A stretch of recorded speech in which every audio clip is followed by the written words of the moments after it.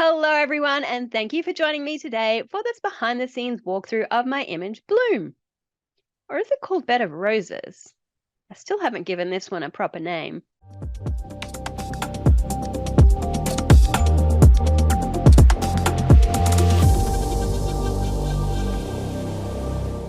So, to tell you a little bit about the evolution of this project, initially I had set out several years ago to create a Alice in Wonderland themed image.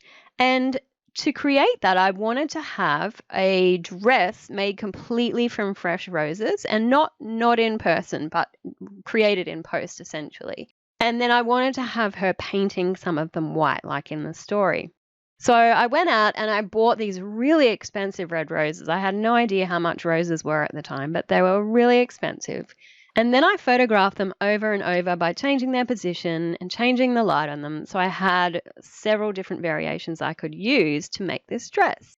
However, the file that I was working on ended up being about 18 gig, and I was not even close to being finished with it. And my computer was just not coping.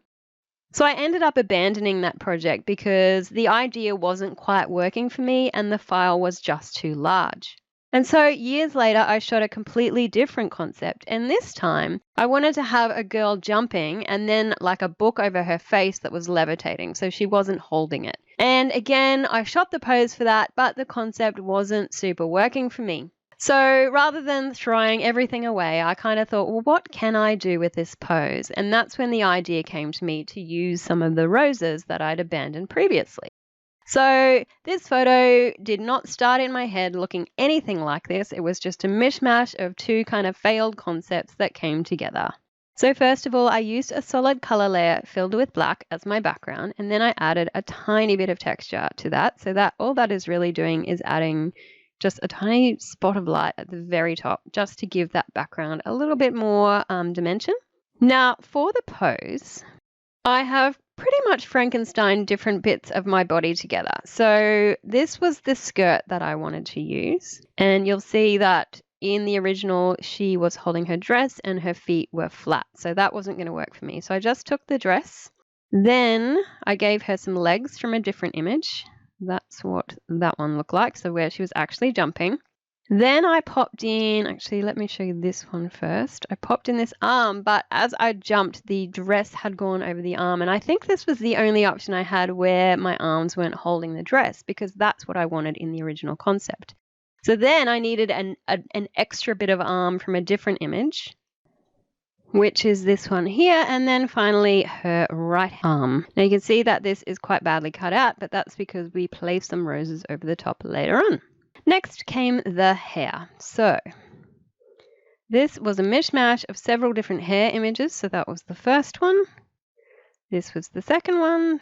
So I always knew in that original concept with the book, I wanted to have her hair flying out to the sides.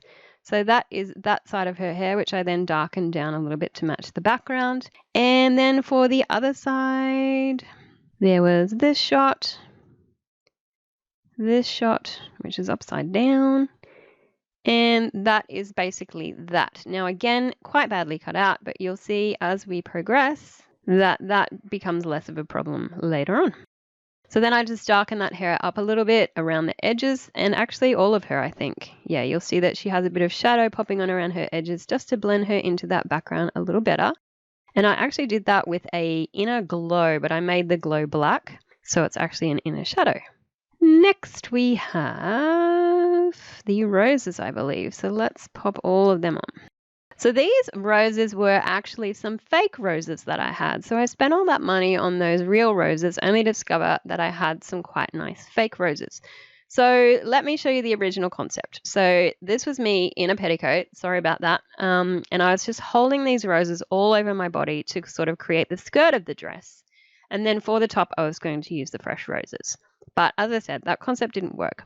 So all of these roses that you see on her arms came from me putting it all over my body and then cutting them out and carefully positioning them so they fit together.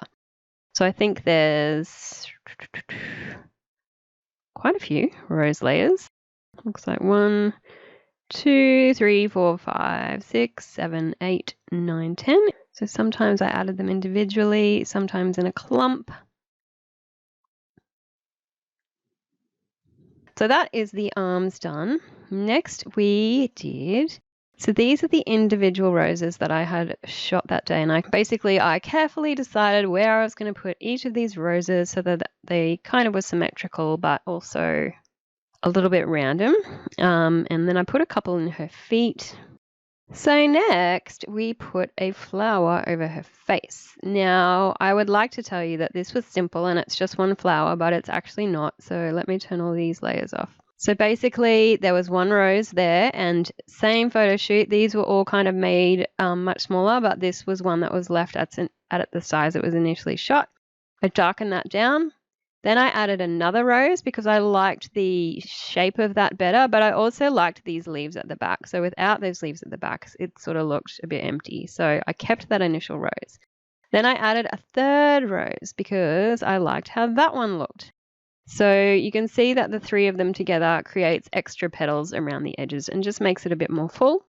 Then I darkened that down and did a little bit of cloning to the problem areas, and then darkened that down even further. And now we were pretty much done. All I really did now is add a very subtle color balance. So just shifted the color or the tone of those reds a little bit. And lastly, I added a levels. I can't believe looking at this that this is the actual color of my skin, but it is. I'm very pale. And so for this, I just, let's have a look. I just brought up my highlights a little bit and brought down my shadows. So in essence, the concept is quite simple. Creating it was a little bit complicated just because it wasn't really shot for this purpose. But I have had someone tell me this is their favorite of all my images. Oh, we're missing a rose on her wrist. There we go. So yeah, this isn't one I've released officially that can be purchased as a print. It probably still actually needs a little bit of work. I hope you've enjoyed this little walkthrough of one of my fine art images. If you enjoyed it, be sure to subscribe so you can check out future episodes. Thanks for watching. Bye.